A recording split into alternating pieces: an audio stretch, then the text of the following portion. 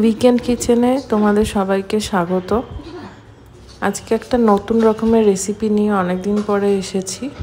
এটি হচ্ছে এমাদাচ্ছি, ভুটানের একটি খুবই জনপ্রিয় খাবার। তো চলো শুরু করছি। নিচ্ছি চিজ, কিছুটা রসুন, লঙ্কা, ক্যাপসিকাম, ধনেপাতা, পেঁয়াজ, টমেটো আর চিকেন। তোমরা চিকেন চাইলে দিতেও পারো, নাও দিতে পারো, রান্নাটা চিকেন ছাড়াও হয়। তো প্রথমেই তেলে একটু রসুন দিয়ে দিচ্ছি, খুবই অল্প পরিমাণ তেল নেবে, দেখতেই পাচ্ছ কতটুকু তেল নিয়েছি।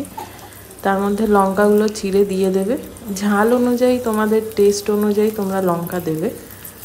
এর সাথে আমি দিয়ে দিচ্ছি ক্যাপসিকাম, পেঁয়াজ দিয়ে এটাকে একটু হালকা লাল ভাজা অবধি নেড়ে নিতে হবে। এর সাথে দিচ্ছি টমেটো,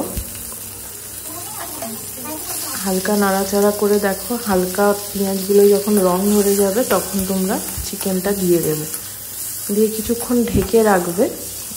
চিকেনটা হালকা ভাজা হবে, চিকেন থেকে জল বেরিয়ে যাবে, দেখে নেবে চিকেনটা সেদ্ধ হয়ে গেছে কিনা।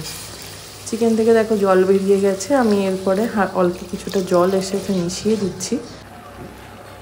বেশ খানিকক্ষণ ফুটে উঠলে তারপরে এর মধ্যে দিয়ে দিতে হবে চিজটা দিয়ে কিন্তু সঙ্গে সঙ্গে নাড়তে থাকবে, দেখবে চিজটা গলে যাবে আর কালারটাও চেঞ্জ হয়ে যাবে।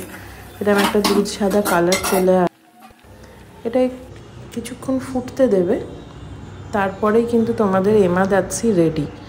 এটা তোমরা রুটির সাথে সার্ভ করতে পারো বা ভাতের সাথেও খেতে পারো, নর্মাল এমনিও খেতে পারো।